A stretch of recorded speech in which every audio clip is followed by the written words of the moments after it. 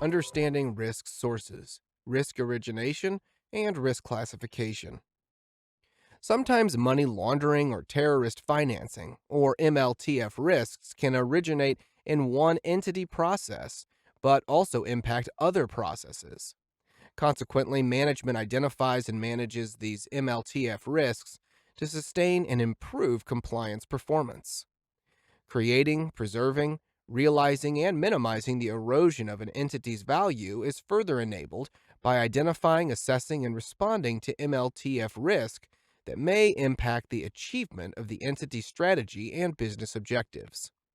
MLTF risks originating at a customer or transactional level may be as disruptive as those identified at an entity level. MLTF risk management allows entities to improve their ability to identify new MLTF risks and establish appropriate AML CTF responses, reducing surprises and related compliance costs. Further, through the logical identification and integration of MLTF risks, the organization finds the root causes and sources of the MLTF risks. There are various sources from which the MLTF risks originate, such as regulatory requirements, including laws, policies, procedures, changes in economics and political factors, changes in the customer's risk profiles, behaviors, and transactions, and various other internal employee related factors dealing with onboarding and identity verification. MLTF risks may be highly correlated with factors within the business context or with other risks. Further, MLTF risk responses may require significant investments in compliance processes, teams, and systems. Emerging MLTF risks arise when business context changes, customer profile changes, new laws and regulations are introduced, dealing with high risk clients or jurisdictions, etc. Note that emerging MLTF risks may need to be understood better initially and may warrant re identification more frequently. Additionally, organizations must establish a communication culture regarding emerging MLTF risks.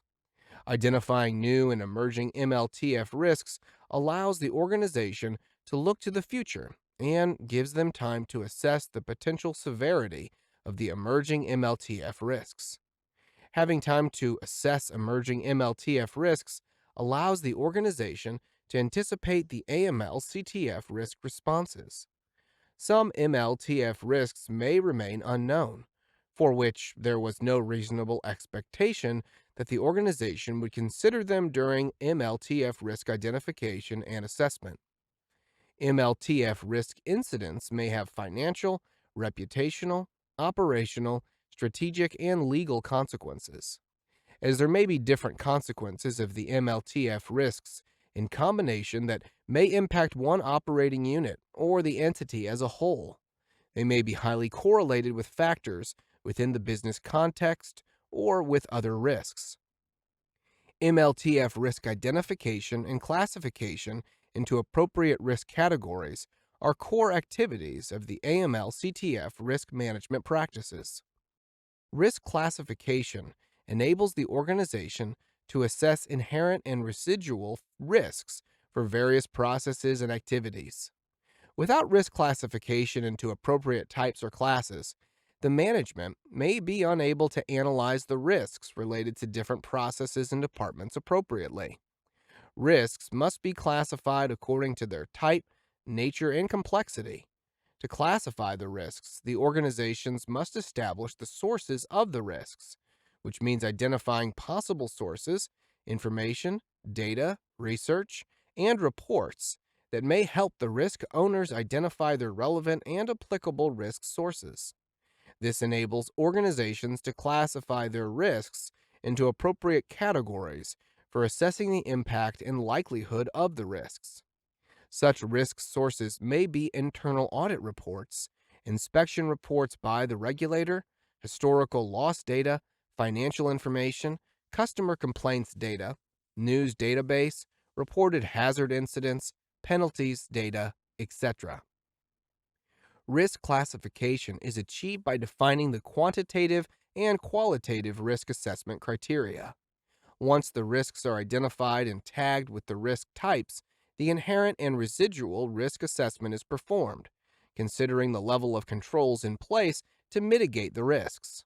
After performing the residual risk assessment, the risks are classified into three broad levels: high, medium, and low.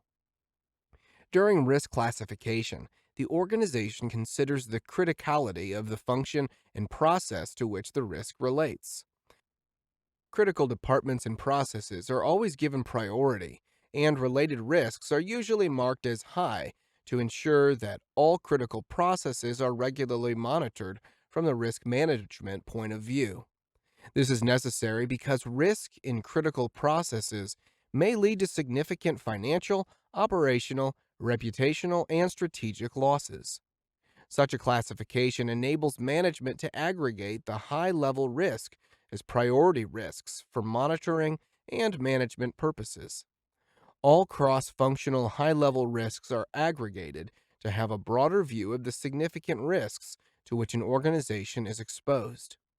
Once all the high-level classified risks are aggregated, each process owner starts taking appropriate measures and implementing controls that must be in place to mitigate such high-level risks. Emerging MLTF risks are also assessed and classified as they arise when the business context changes, and they may alter the entity's risk profile in the future. Note that emerging risks may need to be understood better to identify and initially assess accurately, and may warrant re-identification more frequently.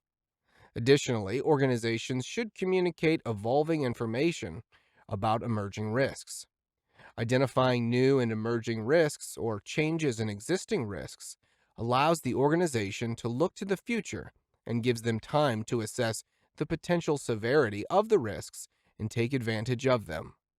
In turn, having time to assess the risk allows the organization to anticipate the risk response or to review the entity's strategy and business objectives as necessary. Some risks may remain unknown, for which there was no reasonable expectation that the organization would consider during risk identification.